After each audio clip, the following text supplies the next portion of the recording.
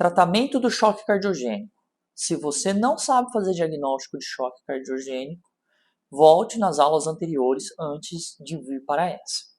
Agora, se você fez todas as etapas de uma forma correta, vem comigo. Então vamos lá. A gente tem um paciente que está em choque cardiogênico. Ele está congesto e com baixo débito cardíaco. Uma bomba, alta gravidade. Choque cardiogênico.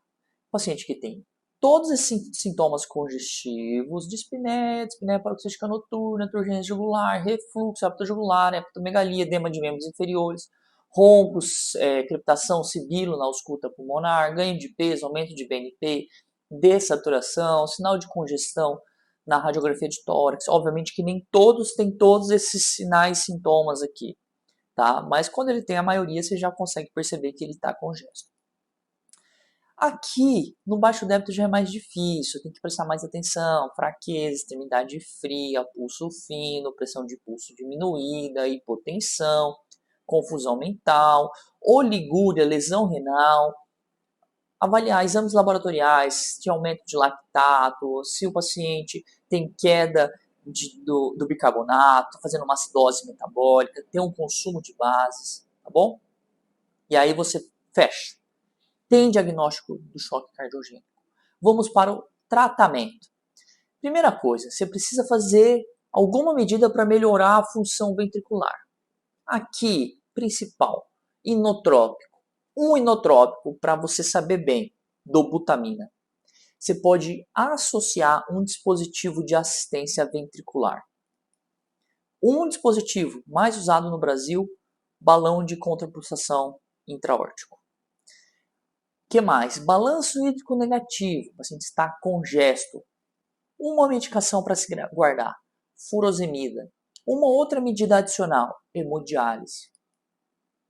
Avaliar vasodilatação. Esse é o único que tem asterisco. Por quê? Porque não é tão simples entender isso.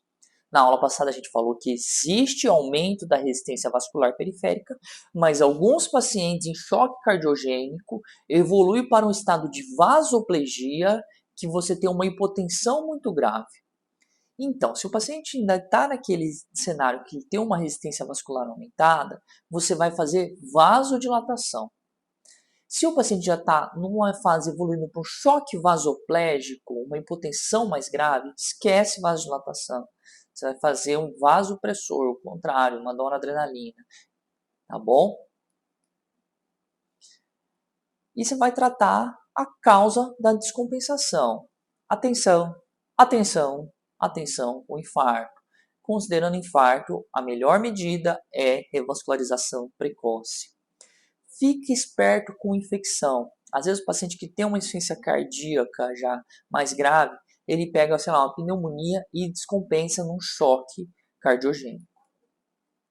Então, beleza, vamos passar item por item. Melhora da função ventricular. Restaurar a perfusão dos órgãos vitais e evitar a deteriorização clínica. Saibam usar a dobutamina. Então eu vou devagar na dobutamina. Cada ampolinha tem 250 mg em 20 ml. É uma ampola grande, na verdade, né? Das maiores ampolas que tem. Grava essa diluição, que é a diluição que a gente mais usa.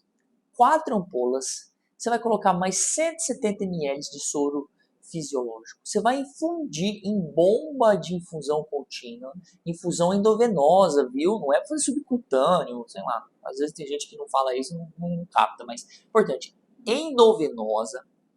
Você vai iniciar a 2,5 microgramas por minuto. A dose máxima é de 20. Dica: dificilmente você vai chegar perto dessa dose aí de 20 microgramas, tá bom? Normalmente quando você chega no 5, 7, até 10, já melhora bastante o paciente. Se não melhorou, é porque é um paciente mais grave e possivelmente você vai ter que dar um passo a mais. Tá? Efeitos deletérios da dobutamina. Ela dá taquicardia, ela pode até piorar algumas arritmias. Gabriel, se o paciente está fazendo muito extrasístole ventricular, taquicardia ventricular não sustentada, eu posso dar dobutamina? Presta atenção. Se isso for por causa de um infarto grave, você até pode dar dobutamina, não gostaria que desse, mas a medida inicial que você tem que fazer agora é ir para o CAT, abrir essa artéria. Mas se for um paciente que não é isquêmico ali, uma emergência médica, e está apresentando isso, você pode dar a dobutamina. E muitas vezes melhora essas extracístoles ventriculares, porque no fundo era um baixo débito. Você melhora o débito, você melhora essas arritmias, tá bom? Parece paradoxal isso, mas não é. O paciente grave é CAT agora. CAT agora, esse paciente vai morrer, entendeu? Você tem que abrir essa artéria. Ou fazer trombólise se for com supra, tá? A dobutamina ela pode dar taquifilaxia. Gabriel, o que é taquifilaxia? É uma perda de eficácia com o uso da medicação, tá bom? Pode dar disfunção miocárdica, por incrível que pareça, e está muito descrito hipotensão. Nossa, todo lugar que você pega para ler acontece isso, mas assim, eu nunca vi ninguém ficar hipotenso por causa da dobutamina. Enfim, estou repassando o que está na literatura. Milrinone é uma outra medicação que melhora a função ventricular. Só que milrinone dá muita hipotensão. Ele é muito usado em hipertensão pulmonar, tá bom? O que você não pode usar milrinone? Em quem tem isquemia, tá? Tem estudo que mostrou aumento de mortalidade. Você vai pegar uma ampola mais 80 ml de soro fisiológico, fica uma solução de 20 mg e 100 ml, fazem em função de 0,37, 0,375 a 0,75 microgramas quilo minuto. Você tem que ajustar de acordo com a função renal, tem uma tabelinha, viu? Levosimendan. Como que usa levosimendan? É assim, você pega uma ampola, mais 250 ml de soro fisiológico, você faz um ataque de 12 microgramas por quilo em 10 minutos, e depois uma manutenção de 0,1 a 0,2. Dá bastante hipotensão, não é estudado em paciente com disfunção renal, então muito cuidado. Só que a levosimendan, ele é um sensibilizador de canais de cálcio. O que é o benefício dele? É uma medicação de meia-vida longa. Você faz uma vez só, você acabou aquela infusão, o paciente tem um gás aí, um estoque de inotrópico. Na prática, nós usamos muito levosimendan para cuidados paliativos, aquele paciente que não consegue ser deshospitalizado por ficar dependente de dobutamina. Então você faz um levosimendan, vai para casa, daqui a pouco você volta, faz outro levosimendan, tá bom? Essa é uma prática mais utilizada, tá? Remédio caro, então não é todo lugar que vocês vão ver. Melhora da função ventricular, que mais? Dispositivos de assistência ventricular, eles são uma ponte. Como assim uma ponte? É uma medida transitória, tá? A maioria das vezes, né? Tem aqueles permanente, mas o dispositivo é uma medida transitória. Permanente não, de longa duração. Não deixa de ser uma ponte. Uma ponte entre o quê? Entre o estado tão ruim que ele está e um transplante cardíaco. Entre o estado tão ruim e a recuperação e a própria melhora. Ou até uma decisão clínica, que pode ser colocar o paciente em cuidados paliativos. Esses pacientes são muito graves e às vezes o prognóstico é muito ruim e o paciente acaba entrando em cuidados paliativos. Não é infrequente. Mas vamos lá. Decidiu que vai colocar um dispositivo de assistência ventricular, tá com a dobuta, não tá dando certo, mantém perfusão, Intermax 1, Intermax 2. O que você pode fazer? Aqui, ó. Balão de contrapulsação intraórtica, um balão que fica na aorta. Durante a sístole que o coração bate, ele fecha, o sangue passa. Na diástole, ele insufla e dá mais uma batida. Diminui muito a pós-carga, aumenta um pouco do débito cardíaco e melhora a perfusão coronária, porque empurra um pouco do sangue de volta para as coronárias aqui. O que mais? Você pode usar um Impella. É um dispositivo que você coloca bem aqui, ó, na aorta para o ventrículo esquerdo. Ele é como se fosse uma turbina, um ventilador que joga o sangue daqui para cá. E você pode usar ECMO, um sistema de circulação extracorpórea para manter perfusão dos órgãos. Você vai usar esses dispositivos normalmente no paciente Intermax 1 e Intermax 2, que são os pacientes mais graves naquela classificação que eu havia dito. Balanço hídrico negativo. Primeira coisa, se o paciente estiver hipovolêmico, seu diagnóstico está errado. Trata-se de uma insuficiência cardíaca perfil L, cujo tratamento é reposição volêmica e reavaliação. Aqui a gente está falando de choque cardiogênico, que é um paciente normalmente é um paciente hipervolêmico. A principal medida para controle de volemia deles é diurético terapia com furosemida. Você administra endovenoso, puro, sem diluição, não tem receita de bolo. Cada paciente tem uma resposta ao diurético e depende do grau de congestão. O objetivo é você trazer ele para euvolemia e o mais importante é o acompanhamento. Não tem receita de bolo, não tem prescrição padrão. Você tem que fazer, avaliar a diurese, ver se vai ter que aumentar a dose. Às vezes coloca infusão contínua, aumenta a velocidade de infusão, associa a outras medicações, tá bom? Detalhes. O paciente que tem uso prévio tem uma resistência maior à furosemida. Quem tem disfunção renal tem resistência maior. O paciente em hipocalemia, você tem que ter muito cuidado para não piorar a hipocalemia dele. Então você vai ter que fazer uma reposição mais agressiva de potássio. Você tem que ver bem a perfusão. Aqui todo mundo vai ter perfusão porque está em choque cardiogênico. Às vezes você precisa aumentar a dose do glutamina, colocar um dispositivo acessório. O que mais? Você vai ter que sempre acompanhar a diurese desse paciente. Você tem que ficar muito atento nesse parâmetro. É um parâmetro extremamente importante no cuidado do choque cardiogênico. E às vezes, com todas as medidas, não dá certo. Você tem que colocar o paciente na hemodiálise, fazer uma lesão renal muito grave, começa a fazer hipervolemia por causa também da lesão renal, e você precisa tirar esse volume. Só hemodiálise. Vamos lá. Vasodilatação. Esse é um tema muito interessante. Você tem ativação neurohormonal, sistema adrenérgico, renina, angiotensina, aldosterona. E aí você normalmente tem uma resistência vascular aumentada nesses pacientes. Então, a medicação de escolha é um vasodilatador endovenoso. O que a gente mais usa é o niprídio, o nitroprusiato. Você pega uma ampola em 250 ml de soro glicosado e ajusta a velocidade a cada 5 minutos. Uma solução de 200 microgramas por ml é uma dose máxima bem alta. Difícil chegar nessa dose, hein? Precisa de equipe fotoprotetor. Se a enfermagem perguntar se precisa, sim, precisa. E o tridil? Uma ampola em 250 de soro fisiológico e se ajusta a cada 5 minutos. Também é uma dose máxima alta, tá? Lembrando que o Niprid tem que ser em soro glicosado e com equipo fotoprotetor. Mas, Gabriel, e se o paciente não estiver hipertenso? Está falando de medicação que a gente usa em urgências e emergências hipertensivas. Você está maluco de colocar um vasodilatador nesse paciente? Não, não estou maluco, não.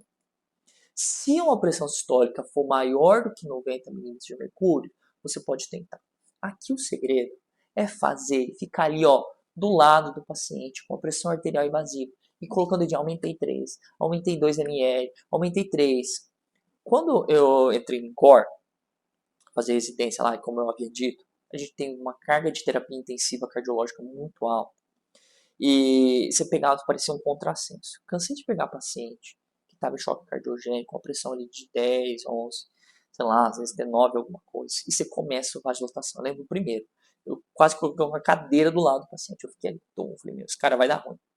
O meu chefe falou, faça isso, Gabriel. Eu falei, vai dar ruim. Então, eu aumentei a dose de Niprid, uma dose alta. Eu falei, não é possível, a pressão não cai. Como que eu estou aumentando o Niprid e a pressão não cai? Eu tive dificuldade de entender isso na época. Eu imagino que talvez você tenha. É porque existe uma resistência vascular muito aumentada. E é interessante, na medida em que você diminui essa resistência, você melhora a performance do coração. E aí o paciente, às vezes, começa a melhorar sintomas de baixa perfusão, ele abre a diurese, vai lá, urina vida. Nossa, tá urinando, como a bolsa de urina tá cheia. E eu nem aumentei diurético, entendeu? Interessante isso. Mas vamos lá. E se o paciente tiver com a pressão sistólica menor do que 90, aí já não acho que talvez a vasodilatação seja segura, porque ele pode estar evoluindo para um choque vasoplégico, um perfil mais grave. Tá? Às vezes você precisa colocar noradrenalina. Sim, no paciente. Sim, precisa. Mas, se coloca uma medicação que aumenta mais ainda a resistência vascular periférica, alguns serviços advogam de colocar um balão junto para diminuir a pós-carga, tá? Porque é um paciente muito grave, está evoluindo para uma fase do choque cardiogênico que ele está indo para óbito, tá bom? Então, às vezes, você precisa ser mais agressivo nesse paciente que está hipotenso de verdade. Vamos lá. Como que usa a noradrenalina? Você vai pegar 4 ampolas, vai dar 16 miligramas. Vai pegar um sorinho glicosado de 234 ml e você vai fazer a sua solução e vai infundir em bomba de infusão contínua via endovenosa. Vai aumentando conforme necessidade, tá bom? Tratar causa de descompensação. Infarto. Se for um infarto com supra, você vai fazer CAT agora. Se não tem CAT, tenta a trombólise. A trombólise tem um pouco menos de eficácia nesse perfil de paciente, mas paciência, é o que você tem. Se você está respaldado por diretriz fazer isso. E se for sem supra, CAT agora. Esse paciente tem que ir para o cateterismo, ele tem que fazer revascularização precoce. Ah, Gabriel, e se ele tiver uma complicação mecânica do infarto? Por exemplo, ele teve uma ruptura de septo, uma ruptura de parede livre. Você tem que chamar a cirurgia cardíaca na urgência. Liga para o cirurgião e fala, meu amigo, vem aqui me ajudar, que o paciente está evoluindo muito mal. Deu ruim, eu preciso de você. Muito cuidado com infecção, tá bom? Tem um limiar baixo para diagnóstico de infecção, tá? Porque às vezes a sepse está aqui escondida junto. Muitas vezes, assim, de uma forma até às vezes exagerada, entrava-se com antibiótico para esses pacientes, por qualquer indício mínimo. Eu entendo hoje a gravidade do paciente. Então, se tem qualquer suspeita de infecção, entra com antibiótico, coleta culturas. Se em 48 horas as culturas vierem negativas, e se você, avaliando o paciente, com o tempo, né, tempo eu digo é um dos melhores exames, ele fala, puta, não era infecção, você tira, cara, você tira. Entendeu? Que você não pode ficar comendo bola com a sepsis um paciente muito grave. Muito cuidado com translocação bacteriana, faz isquemia intestinal e transloca bactéria intestinal para a corrente sanguínea, viu? Às vezes chega a ter 70% de hemocultura positiva. Fibrilação atrial. Esse tema aqui é delicado. Você tem que avaliar, a primeira coisa, se a FA é aguda ou não. Porque muitos desses pacientes já têm insuficiência cardíaca e têm fibrilação atrial.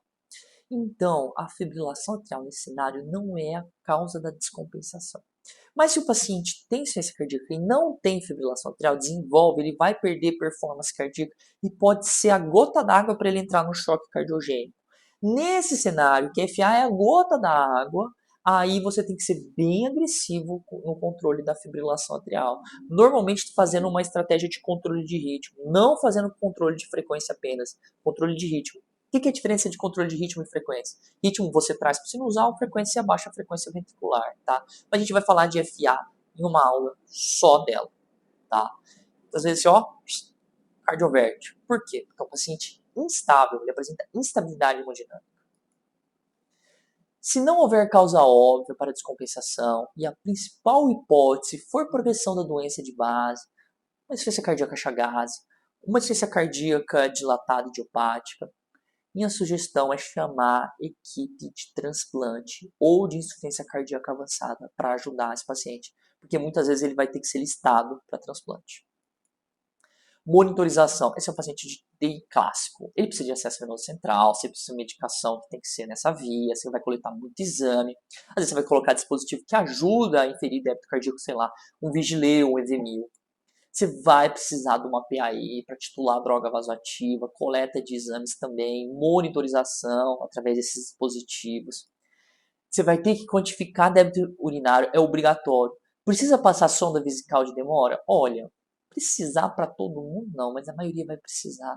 Se são outro paciente muito consciente que consegue urinar no papagaio ali, talvez, mas na regra geral, olha, difícil não precisar, pelo menos no começo de sonda. Depois você acaba tirando. Intubação na traqueal. Não é todo mundo, óbvio. Aquele paciente que apresenta insuficiência respiratória, um rebaixamento importante de nível de consciência, uma hipoxemia grave, que não tolera decúbito para cateterismo, você precisa mandar para o CAT, o cara chegou no choque cardiogênico, eu não consigo sentar, não consigo, não vou dar ar, chocado. Não, você não consegue mandar esse cara para o CAT, porque quando ele deitar ele vai desaturar, vai piorar na tua cara, o hemodinâmico vai te dar um come, fala, pô, por que você não entubou esse paciente antes de trazer? Ele tá certo, então você entuba, estabiliza e manda para a sala de hemodinâmica. Swan Guns não é rotina para todo mundo. Você vai reservar para casos duvidosos, tá bom? Medidas clínicas adicionais. Presta atenção, isso é importante. Você vai suspender IECA, braça, cubitril, valsartana em beta-bloqueador, bloqueador de canal de cálcio desse paciente. Não dá, o cara tá chocado, não é hora dessas medicações. Você vai querer colocar elas, mas não é agora, tá bom? Aqui tem que suspender. Lá no edema agudo de pulmão não é obrigatório. Aqui você tem que suspender. Quando o paciente estiver mais compensado, você fará a transição para essas medicações. Vasodilatação oral, desmame de inotrópico, introdução de beta-bloqueador. Beta-bloqueador só depois de desligar a dobutamina, porque não faz sentido você dar um beta-agonista e um beta-bloqueador. Vou nem falar o que é isso. Atenção com indicação de anticoagulação, viu? FA, TEP, TBP. Esses pacientes ficam muito restritos ao leito e têm uma inflamação aumentada. Cuidado com trombose, não vai esquecer de deixar profilaxia de TEP, uma enoxaparina, uma heparina não fracionada, compressão pneumática intermitente. Em paciente entubado, evitar PIP, pressões finais respiratórias muito altas, porque reduz o retorno venoso e pode piorar o débito cardíaco.